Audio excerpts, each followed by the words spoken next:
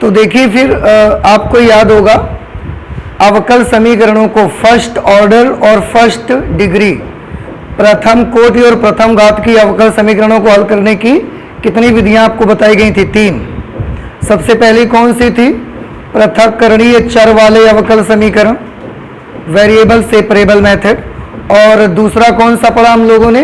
Homogeneous differential equation, समघातीय अवकल समीकरण। और आज हम लोग तीसरा मेथड पढ़ेंगे जिसका नाम होगा first order linear differential equation, यानी कि प्रथम कोटि की रैखिक अवकल समीकरण। ठीक है, तो सबसे पहले तो मैं इसके बारे में ये आपको बताना चाहूंगा कि ये जो first order linear differential equation होगी, इसकी जनरल फॉर्म कैसी होगी? आप जब देखेंगे तो कैसे पहचानेंगे कि ये लीनियर डिफरेंशियल इक्वेशन है? तो उसके लिए सबसे पहले हम देखेंगे जनरल फॉर्म ऑफ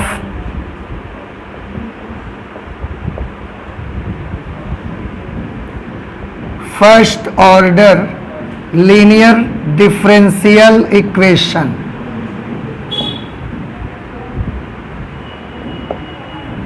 क्या मतलब हुआ इसका?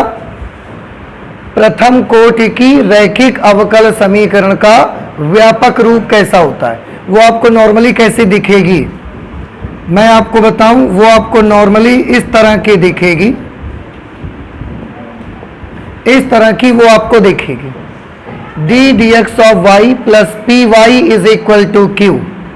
थोड़ा ध्यान से देखिएगा, यहां d y by d x है और अगर यहां पर ऊपर वाई है तो उसके बगल में भी क्या रहेगा? वाई रहेगा और उसके साथ ये p is equal to q. इस इक्वेशन में p और q क्या होंगे मैं आपको बताऊं। यहां p व q, ये p और q या तो अचर पद होंगे और या फिर ये x के फलन होंगे। याद रखिएगा, y के साथ में है तो p और q या तो अचर पद होंगे और या तो फिर ये y के फलन होंगे। p और q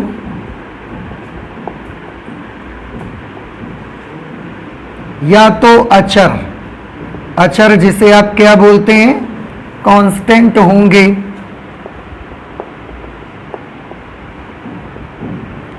या तो x के फलन होंगे।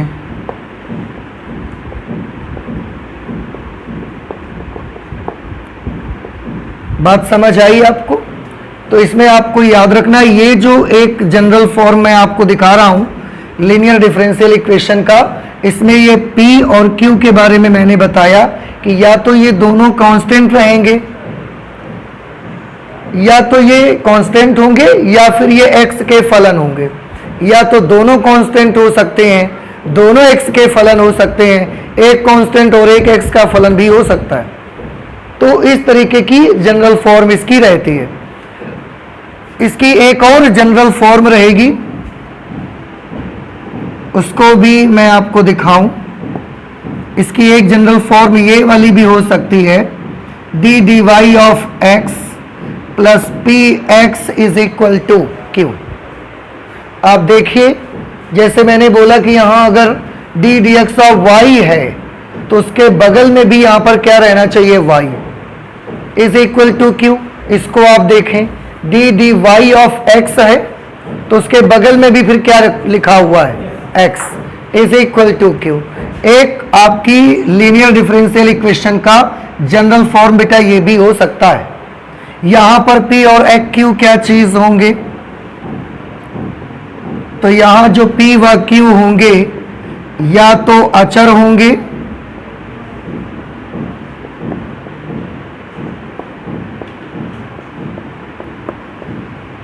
या तो y के फलन होंगे।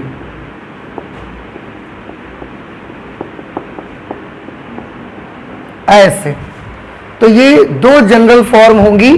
अगर इस फॉर्म का आ रहा है तो भी लीनियर डिफरेंशियल इक्वेशन है फर्स्ट ऑर्डर की, प्रथम कोटि की। और अगर उस तरीके का आपको जनरल फॉर्म दिखाई दे रहा है, इक्वेशन का फॉर्म दिख रहा है, तो वो भी प्रथम कोटि की रैखिक अवकल समीकरण ही है। तो दोनों में से किसी भी टाइप की देखेगी सॉल्यूशन आपको करना होगा। इसके कुछ एग्जाम्पल हम आपको दिखा सकते हैं, जैसे बुक में भी आपके इसके एग्जाम्पल्स लिखे हुए हैं। इसके लिए एग्जाम्पल यहां पर एक d d x of y plus y is equal to sine x, एक example. Second example d d x of y plus 1 upon x into y is equal to e to the power x. एक और example लिखेंगे d d x of y plus y upon x log x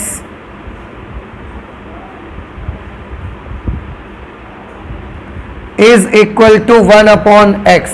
आप इसमें देख सकते हैं, ये जो पहली इक्वेशन आप देख रहे हैं बेटा, देखो d d x of y plus, यहां पर हम 1 तो लिख सकते हैं ना, p y is equal to q.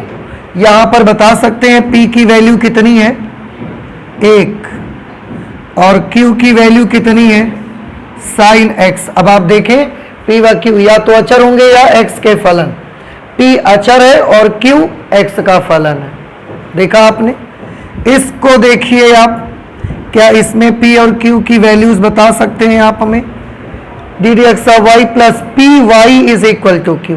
P की वैल्यू कितनी है 1 अपॉन एक्स और क्यू की e to the power x. दोनों ही एक्स के फलन है, देख रहे हैं आप। इसमें क्या आप बताएंगे पी कितना होगा और क्यू कितना होगा? D d x of y plus p into y. हम इसको बेटा ऐसे भी तो लिख सकते हैं, यहां पर ऐसे। अभी वाई का गुणा करोगे फिर वही आ जाएगा। तो पी की जगह पर क्या दिखाई दे रहा है आपको 1 अपॉन एक्स लॉग एक्स और क्यू की जगह पर क्या है, दोनों एक्स के फंक्शंस। तो आपने देखा ये इसके फॉर्मेट हो सकते हैं, ये इसके एग्जाम्पल्स हैं। तो पी और क्यू आपको समझ आ गए, कैसे आपको देखेंगे, कैसे पता लगाएंगे। हम दूसरी डिफरेंशियल इक्वेशन का जो जनरल फॉर्म है, इसके भी कुछ एग्जाम्पल है, उनको भी नोट कर देते हैं। D d x of y plus x is equal to cos y. और जैसा एक एग्जाम्पल है यहां पे d x upon d y plus minus 2x upon y is equal to y square e to the power minus y. आप ध्यान से देखें, ये इक्वेशन इस टाइप की आपको दिखेगी। इसमें अगर यहां कुछ नहीं है तो 1 लिख सकते हैं हम। इस तरह से p की वैल्यू कितनी आ जाएगी 1 और q की वैल्यू cos y। आप देख रहे हैं p अचर है, q y का फलन है। यहां पर अगर आप इसको सॉल्व करें तो इसे माइनस 2x अपॉन वाई है। ध्यान से देखना, हम इसे कैसे लिख सकते हैं, हम इसे लिख सकते हैं ऐसे, ऐसे। तो माइनस 2x अपॉन वाई अभी भी है, लेकिन अब p और q, p की वैल्यू इसमें कितनी है बताएं? p की वैल्यू है माइनस 2 अपॉन वाई और q की वैल्यू क्या है? q की वैल्यू है y square e to the power minus y. ये q की वैल्यू। तो इस तरीके से ये एग्जाम्पल इस डिफरेंशियल इक्वेशन के इस फॉर्म के और ये एग्जाम्पल इस फॉर्म के है। एक चीज और मैं आपको बताऊं, इसमें 2 नाम आ रहे हैं, फर्स्ट ऑर्डर यानी कि प्रथम कोटि, और कैसी है लीनियर रैखिक, प्रथम कोटि की रैखिक अवकल समीकरण। प्रथम कोटि किस वजह से आ रहा है मालूम है आपको? क्योंकि ये डिफरेंशियल इक्वेशन जो भी होंगी आप देखें सिर्फ प्रथम कोटि का अवकलज ही यूज होगा, इनमें कोई भी द्वितीय कोटि का अवकलज यूज नहीं होगा। ठीक। लीनियर किस लिए आ रहा है? लीनियर इसलिए आ रहा है क्योंकि इस वाली इक्वेशन में देखो जब आप x के रिस्पेक्ट में y को डिफरेंशिएट करते हो तो उस सिचुएशन पे पूरी की पूरी इक्वेशन में आपकी ना तो dy बाई dx में कोई घात लगी होगी और ना तो y में कोई घात लगी होगी। x में एक घात, दो घात, तीन हो सकती हैं, लेकिन इस फॉर्मेट में d dx ऑफ y तथा y में केवल कितनी घातें होनी चाहिए? केवल एक घात ही होनी चाहिए। याद रखिएगा, आप देख लें, इसमें भी कोई पावर 2, 3 यूज नहीं कर रहे हैं और y को भी एक घात का ही हम यूज कर रहे हैं, उसमें भी हमने घात 2, 3 नहीं आएगी कभी। ठीक है, इसलिए इसका नाम क्या पड़ा? रैखिक अवकल समीकरण। तो रैखिक किस वजह से पड़ा? प्रथम कोटि की क्यों है? क्योंकि प्रथम कोटि का अवकलज यूज कर रहे हैं। रैखिक क्यों है? क्योंकि ये फॉर्म होगी तो dy बाई dx और y दोनों में केवल एक एक घात आएगी। x की ज्यादा घातें हो सकती हैं y में और dy बाई dx में एक ही घात रहेगी। ये वाली जब फॉर्म आएगी तो इसमें भी प्रथम कोटि का अवकलज ही तो यूज हो रहा है। दूसरी चीज रैखिक क्यों? क्योंकि इसमें भी dx बटे dy की पावर एक से ज्यादा कभी नहीं आएगी और x की घात भी इसमें एक ही आएगी हमेशा। इसमें y की घात एक से ज्यादा हो सकती है, जैसे इसमें dy बाई dx और y की घात हमेशा कितनी रहेगी? एक। x की घात एक से ज्यादा हो सकती है। इसमें dx बटे dy और x की घात हमेशा कितनी रहेगी? एक। बाकी y की घात 2 हो सकती हैं। तो देखो y की घात 2 वाला मिल रहा है हमको, लेकिन x की पावर सिंगल ही रहेगी। तो ये है लीनियर डिफरेंशियल इक्वेशन। क्यों कहते हैं इनको प्रथम कोटि और क्यों कहते हैं रैखिक अवकल समीकरण? ये इसका मतलब है। तो ये तो हमने अभी सीखा कि इनके जनरल फॉर्म क्या है। अब हम सीखना चाहते हैं कि सॉल्व कैसे करेंगे। आखिर अगर कभी आएगी तो हम सॉल्यूशन कैसे करेंगे? तो आप नोट कर लें इसको बेटा। अब हम ये देखेंगे कि अगर रैखिक अवकल समीकरण आ गई है तो उसको सॉल्व कैसे करते हैं, वो देखिए आप। हमने एक फॉर्म ले लिया d dx of y plus p y is equal to q. हम इसको सॉल्व करके आपको दिखाते हैं। अगर ऐसी कोई भी अवकल समीकरण है और उसका सॉल्यूशन चाहिए, बेटा सॉल्यूशन चाहिए तो नॉर्मली हम यही सोचते हैं कि हमको y बराबर कुछ मिले। यहां पर आपको याद होगा किसी अवकल समीकरण का हल एक फलन को कहा जाता है। तो अगर ये अवकल समीकरण का हल निकलेगा तो उसको भी तो y के पदों में कुछ मान आना चाहिए। y इज इक्वल टू कोई फंक्शन यहां पर होना चाहिए।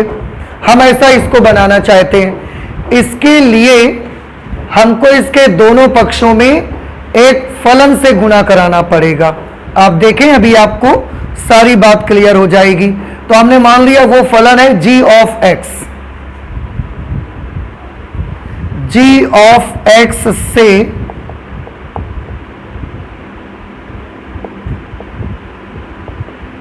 दोनों पक्षों में गुणा करने पर यहां करेंगे g of x into d d x of y plus p into y into g of x is equal to q into g of x। अब एक चीज ये बात आती है कि दोनों पक्षों में आपने एक फलन से गुणा तो करवा दिया, तो ये फलन कैसा होना चाहिए? इसमें क्या खास बात होनी चाहिए? या कोई भी फंक्शन पकड़ के बस उसका गुणा करा दोगे आंसर आ जाएगा? ऐसा नहीं है। इस फंक्शन में एक खास बात होनी चाहिए। क्या खास बात होनी चाहिए मैं आपको बताता हूं। Late this is equation number 1।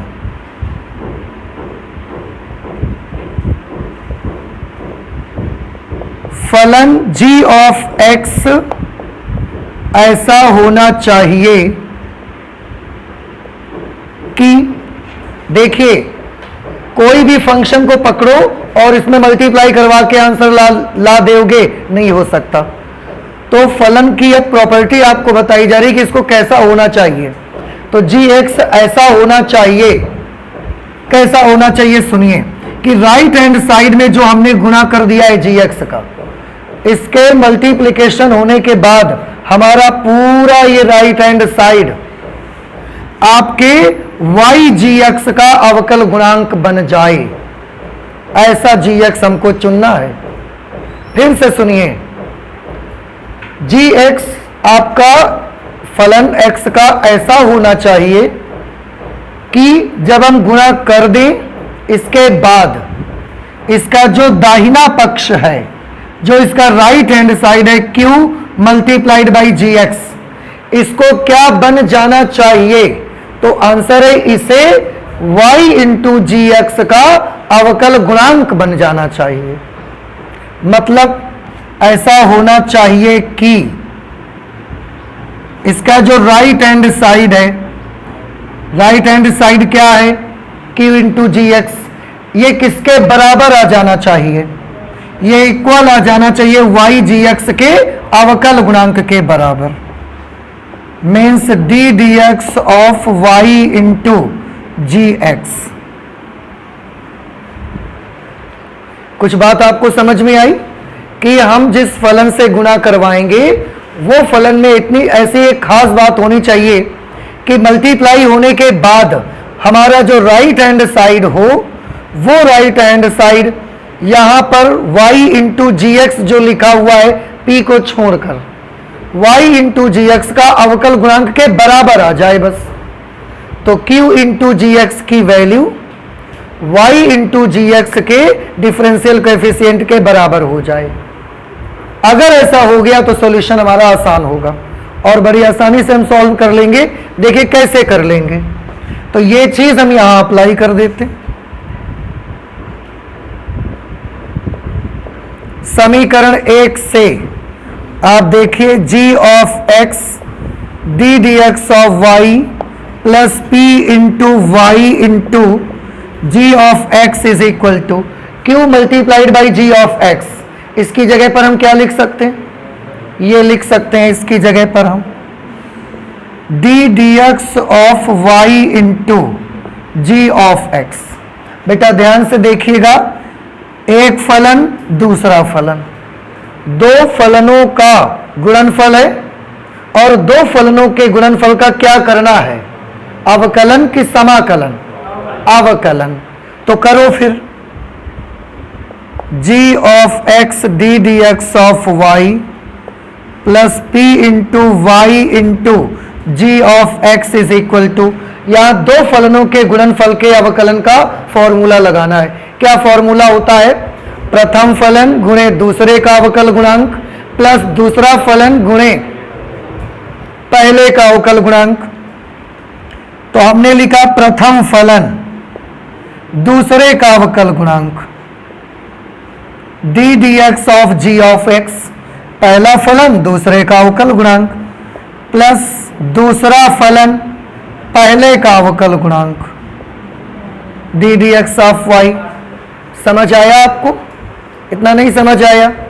अच्छा, अब आप गौर करें बेटा, लेफ्ट और राइट दोनों साइड में g of x d d x of y, g of x d d x of y. जब आप gx को ऐसा चुनोगे उस वक्त ये टर्म इस टर्म से क्या हो जाएगा? कैंसल हो जाएगा। क्या बचा बेटा? देखो यहां बचा p into y into g of x is equal to y into, बेटा क्या आपको याद है कि अगर f ऑफ x एक फलन है और उसका हम अवकलन कर देते थे तो उसका एक सिंबल हमने f डैश x भी बनाया है कि f डैश x फलन f ऑफ x के सापेक्ष अवकल गुणांक को प्रदर्शित करता है। यहां पर भी आप देखें d dx of g of x लिखा हुआ है, तो हम इसको क्या लिख सकते हैं? वेरी गुड, हम इसको लिख सकते हैं g डैश x। तो g डैश x आपको क्या प्रदर्शित करता है? फलन g ऑफ x के सापेक्ष अवकल गुणांक को प्रदर्शित करता है। ठीक है, अब यहां से आप ध्यान से देखो, y से y भी कैंसल हो जाएगा। हो गया, gx आप उधर भेज दीजिए तो p की वैल्यू आपको मिलेगी g dash x upon gx। इतना समझ आया। अब हम दोनों पक्षों का x के सापेक्ष समाकलन करेंगे।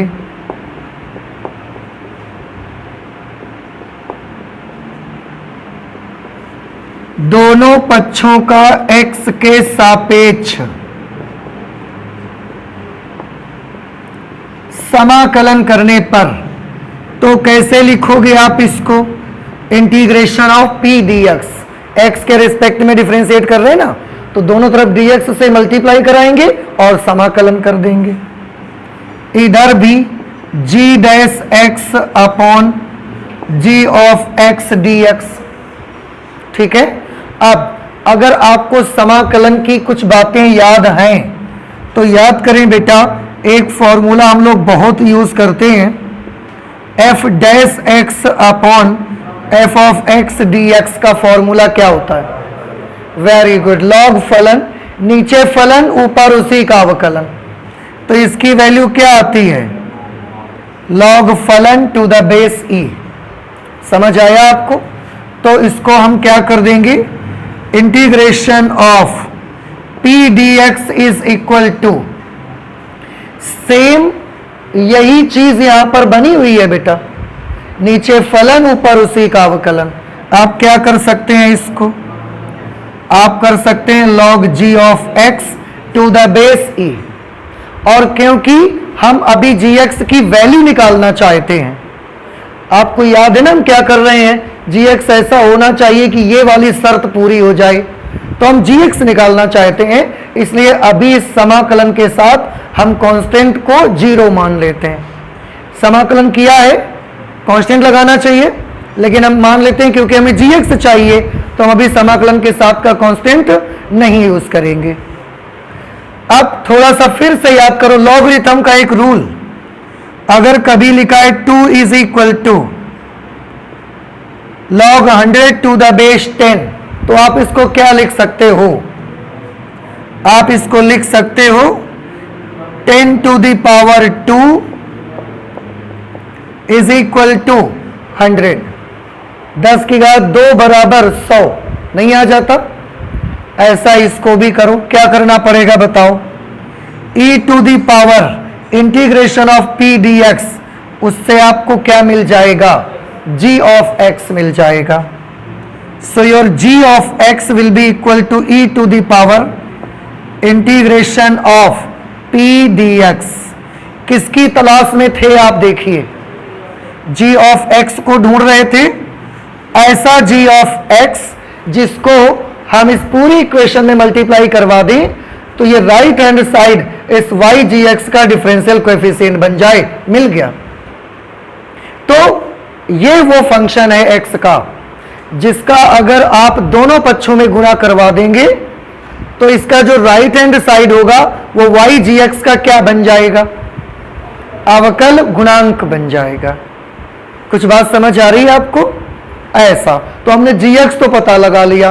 अब और एक चीज मैं बताऊं, ये जो फलन आया है जिसका गुणा करके हम राइट हैंड साइड को इसका अवकल गुणांक बना सकते हैं, इसका हमने एक नाम रखा हुआ है। क्या नाम रखा हुआ है? इसको हम बोलते हैं समाकलन गुणक या गुणांक, ऐसा कुछ बोलते हैं। क्या नाम है? देखो जरा, गुणक लिखा हुआ है तो समाकलन गुणक। अंग्रेजी में बेटा इसको कहते हैं integrating factor.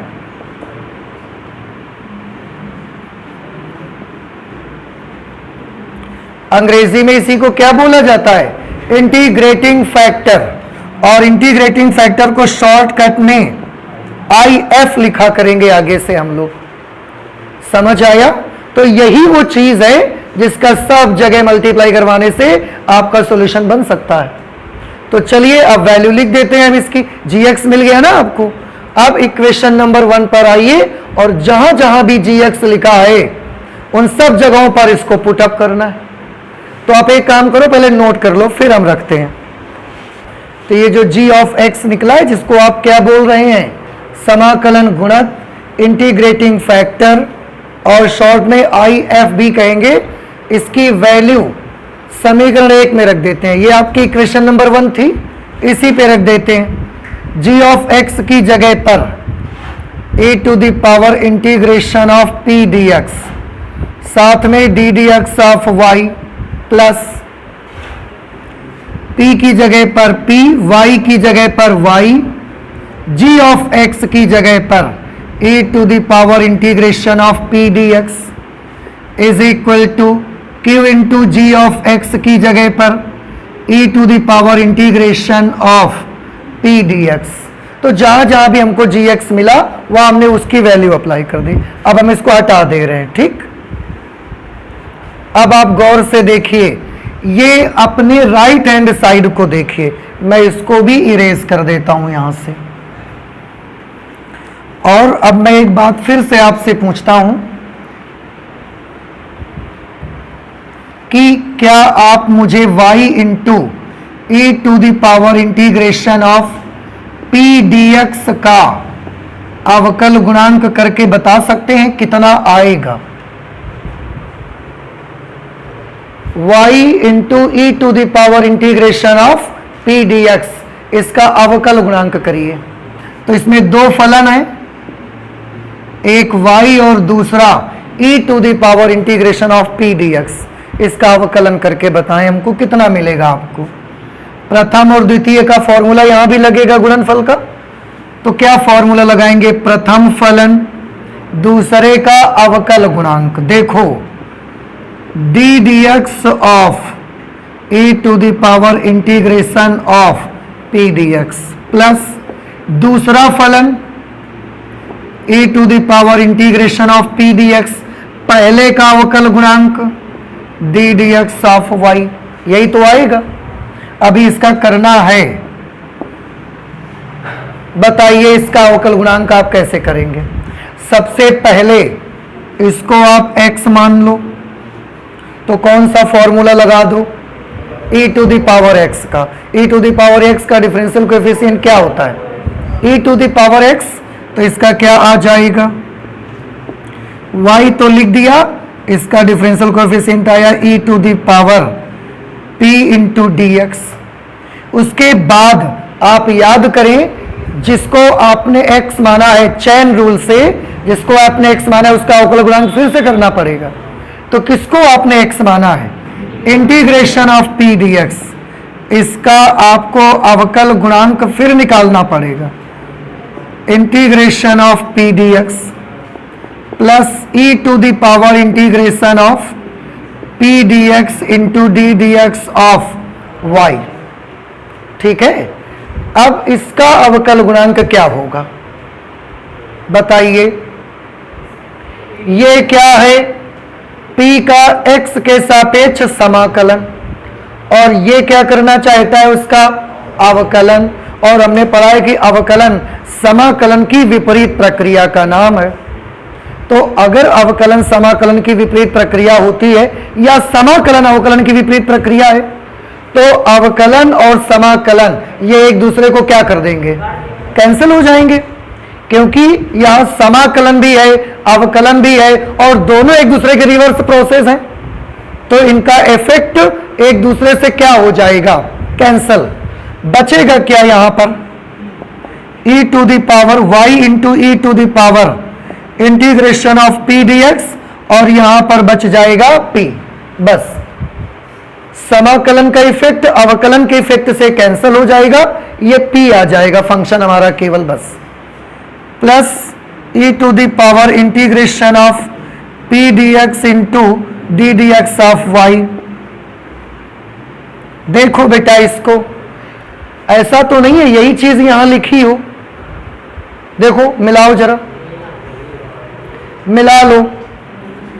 e to the power integration of p dx d dx of y, first term मिल गया आपको, प्लस, तो ये टर्म प्लस में है, क्या लिखा है? p into y into e to the power integration of p dx।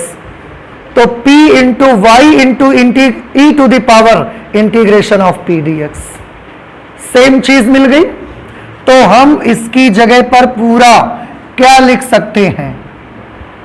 नहीं लिख सकते? बताओ क्या लिख दें इसकी जगह पर? इसकी जगह लिख देंगे d dx of d d x of y into e to the power integration of p d x is equal to q into e to the power integration of p d x. बताओ, नहीं समझ में आ पाया आपको? कोई doubt हो तो बोलो भाई। आ रहा है समझ में? इसीलिए हमने इसको अलग करके आपको दिखाया कि अगर इस फंक्शन का आप अवकलन करेंगे तो ये मिलेगा। मींस ये जो पूरा का पूरा लेफ्ट हैंड साइड है आपका, अब आप ध्यान से देखिए जरा, y इंटू जी एक्स, ये जी एक्स ही तो है, तो y इंटू जी एक्स इसका अवकल गुणांक ही आपका ये बन चुका है पूरा का पूरा।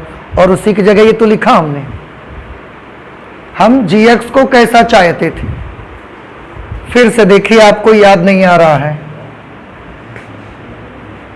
हमने जब इक्वेशन लिखी g of x d d x of y plus p into y into g of x is equal to q into g of x, तो हमने बोला g ऑफ x को ऐसे आप सेलेक्ट करोगे कि इसका जो राइट हैंड साइड होगा में जो q इंटू जी एक्स होगा ये किसका डिफरेंशियल कोएफिशिएंट बन जाना चाहिए, y into g of x का डिफरेंशियल कोएफिशिएंट बन जाना चाहिए।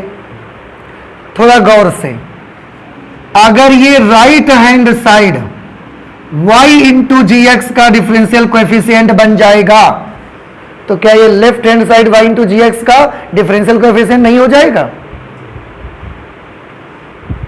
अगर किसी समीकरण का दाहिना पक्ष 5 के बराबर है तो क्या बायां पक्ष 5 के बराबर नहीं होगा उसका?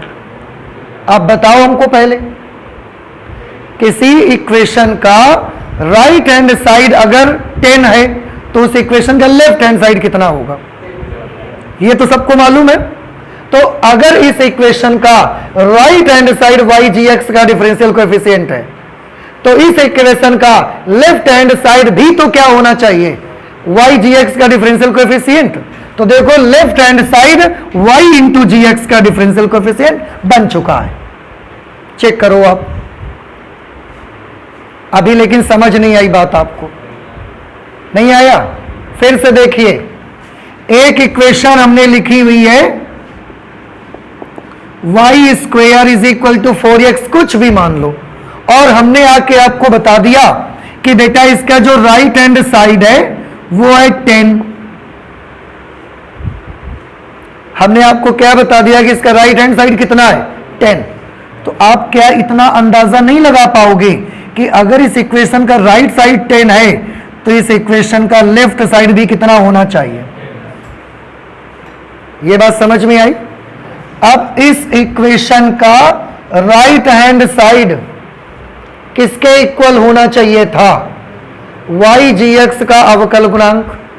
तो इस इक्वेशन का लेफ्ट हैंड साइड भी तो y जी एक्स का अवकल गुणांक होना चाहिए था कि नहीं होना चाहिए था?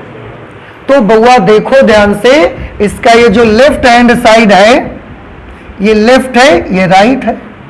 तो इसका जो लेफ्ट हैंड साइड है वो y इंटू जी एक्स, ये जी एक्स की वैल्यू है, y इंटू जी एक्स के अवकल गुणांक के ही बराबर तो आ गया पूरा। नहीं समझ आया?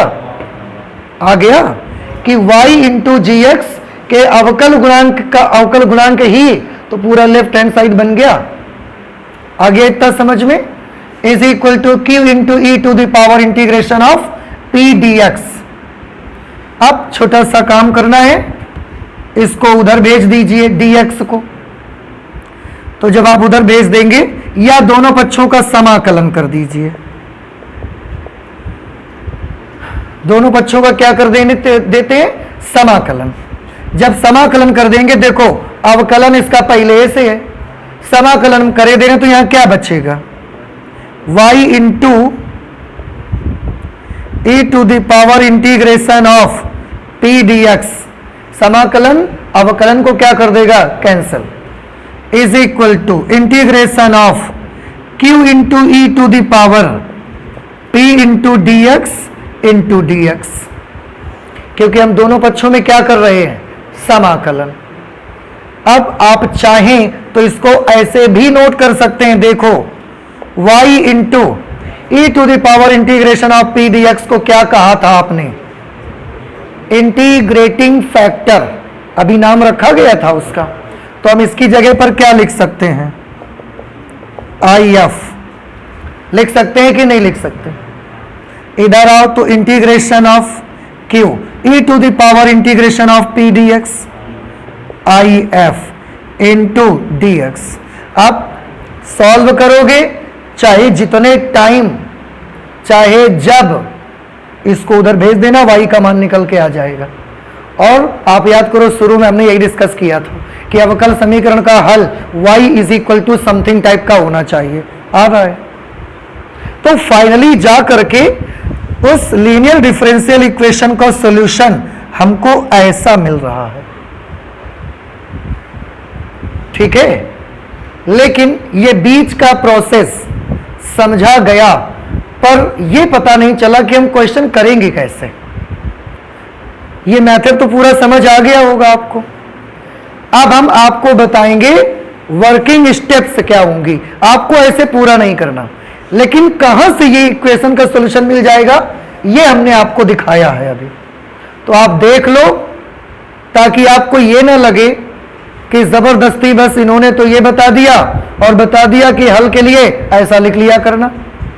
तो जबरदस्ती कुछ नहीं होता, सबके पीछे there is always a reason behind each and everything, और आप देख रहे हैं क्या रीजन है उसके पीछे। और अब हम आपको बताएंगे कि आप जब सॉल्व करोगे तो उसकी वर्किंग स्टेप्स क्या क्या करोगे। आप केवल 3 स्टेप में आपका क्वेश्चन सॉल्व होकर उसका आंसर आ जाना चाहिए। तो वो कौन सी 3 स्टेप्स हैं ये अभी मैं आपको बताऊंगा, आप इसे नोट कर लें। बताएं किसी भी लीनियर डिफरेंशियल इक्वेशन में इंटीग्रेटिंग फैक्टर आप कैसे कैलकुलेट करोगे। इंटीग्रेटिंग फैक्टर कैलकुलेट करेंगे e to the power p into d x. समझ आया आपको। तो अब हम आपको बताएंगे कि जब आप क्वेश्चन करने जाओगे तो सॉल्यूशन तक पहुंचने के लिए आप कौन सी स्टेप्स को यूज करोगे। तो अब हम आपको बताएंगे वर्किंग स्टेप्स।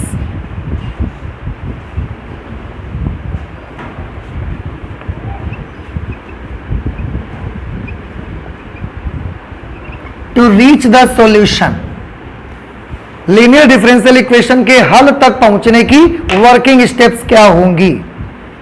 सबसे पहले स्टेप नंबर 1, आपको सबसे पहले जो भी डिफरेंशियल इक्वेशन लीनियर दी गई है उसको अपने जनरल फॉर्म में, पहली बात तो जनरल फॉर्म में होगी, अगर नहीं है तो उसको जनरल फॉर्म में बना लीजिए।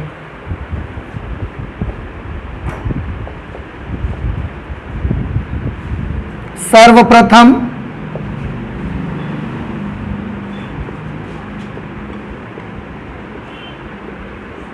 रैखिक अवकल समीकरण को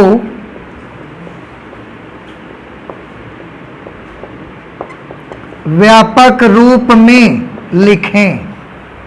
समझ आया।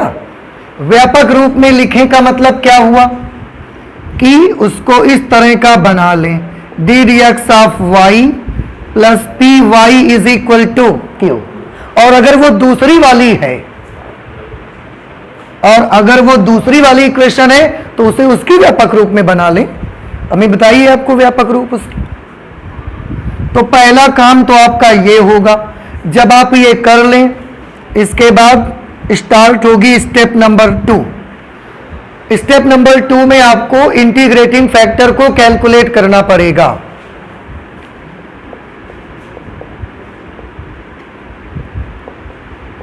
समाकलन गुणक, जिसे अंग्रेजी में इंटीग्रेटिंग फैक्टर कहा जाता है, को ज्ञात करो। ठीक है। इंटीग्रेटिंग फैक्टर कैसे ज्ञात करेंगे बेटा आप। Integrating factor is equal to e to the power integration of p d x. ये आपको ज्ञात हो जाएगा। पी कहां से ले लेना है, यहां से, और ऐसे ज्ञात कर लोगे। स्टेप नंबर 3, जैसे ही इंटीग्रेटिंग फैक्टर ज्ञात होगा इसके बाद डायरेक्ट सॉल्यूशन पर आ जाएंगे हम। इसके बाद आप सॉल्यूशन ज्ञात कर लोगे कैसे, y into integrating factor is equal to integration of q into integrating factor into dx, और आप समाकलन करोगे वो c लगा दोगे बस, और क्या रहेगा। कांस्टेंट अप्लाई नहीं कर देते समाकलन करने के बाद, तो एक कांस्टेंट आप लगा देंगे c, बस यही 3 स्टेप्स आपको यूज करनी है। लेकिन अब देखिए, जब हमने बेसिक आपको बता दिया तो अब आपके मन में कोई क्वेश्चन नहीं आ रहा है कि इससे ये कैसे बनेगा, फिर ये कैसे बनेगा, क्योंकि अब सारी चीजें आपको मालूम है। यही हमारा लास्ट स्टेप था, याद करिए आप। और एक चीज देख लें बेटा, अगर आपकी डिफरेंशियल इक्वेशन वो दूसरी वाली है तो सबसे पहले उसको क्या करोगे आप,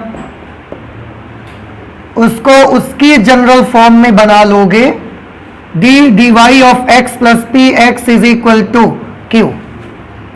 स्टेप 2 पे क्या करोगे बताइए, इंटीग्रेटिंग फैक्टर का निकालोगे।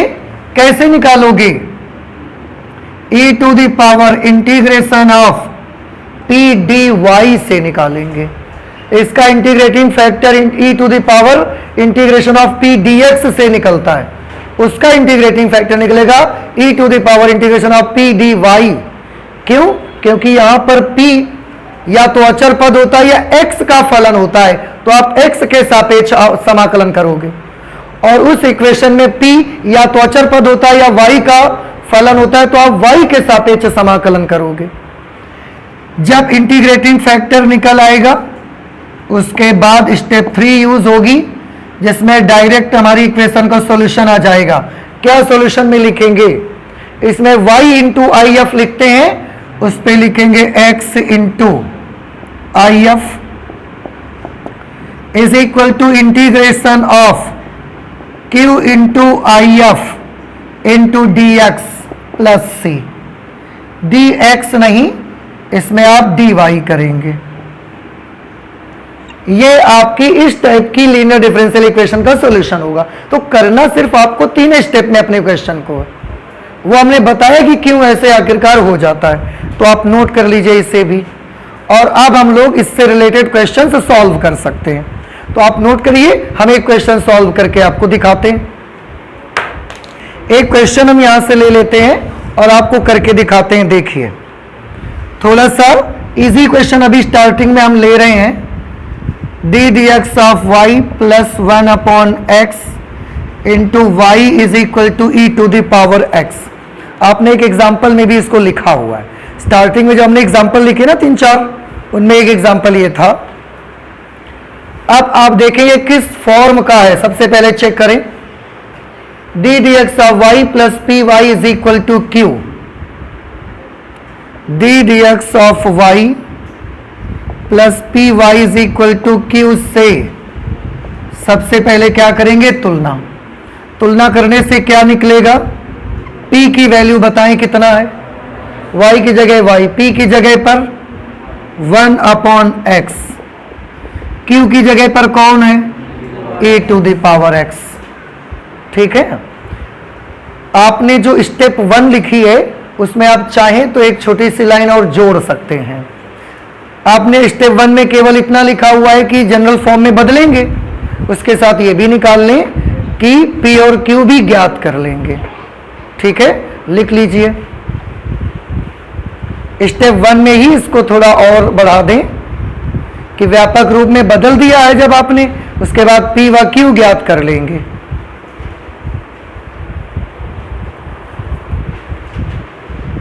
ठीक है, तो स्टेप 1 में आप क्या करेंगे बताओ, व्यापक रूप में लिख लेंगे और उससे P और Q ज्ञात कर लेंगे। ये इतना और बढ़ा लीजिए। तो हमने P भी निकाल लिया, Q भी निकाल लिया। अब एक स्टेप हमारी पार हो गई।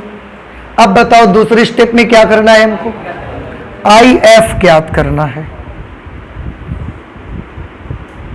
Integrating factor is equal to formula e to the power integration of p dx। आप देखें बेटा यहाँ p और q दोनों x के फंक्शन हैं। चलिए सॉल्व करिए। p की जगह पर 1 अपॉन x dx, क्या आप हमको बता सकते हैं 1/x dx का समाकल क्या होगा? log x, very good, log x to the base e, this will be if। तो if की वैल्यू कितनी आ जाएगी? if की वैल्यू आ जाएगी x। इसको याद कर लीजिए, लॉगरिथम आप छोटी क्लासेस में पढ़ के आए हैं। a to the power log x to the base a की वैल्यू x आती है। अगर ये वाला बेस और ये बेस, घातांक का बेस और लॉगरिथम का बेस दोनों इक्वल हैं तो वैल्यू सिर्फ यही बचेगी बस। ये हमारे लॉगरिथम का एक रूल है।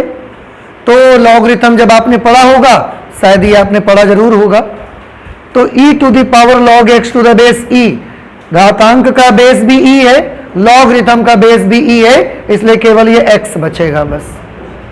ठीक है, अब हमने दूसरी स्टेप भी पार कर ली।